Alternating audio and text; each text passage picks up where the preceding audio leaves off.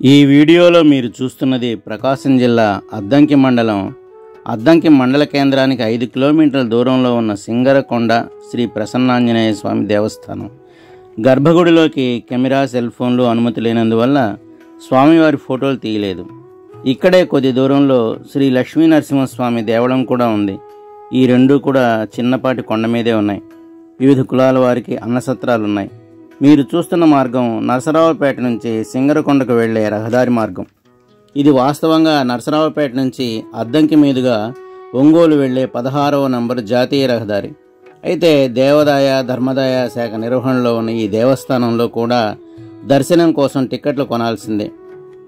క్యూలో నిలబడి దేవుణ్ణి దర్శించుకునే లోపు వెనక నుంచి ముందుకు తోసే సెక్యూరిటీలు, అందువల్ల కొంత బాధపడక తప్పదు. స్వధర్మ ద్రోహులుగా హిందువులు ఉన్నంతకాలం దేవుళ్ళు దేవాలయాలకు ఈ పరిస్థితి తప్పదు.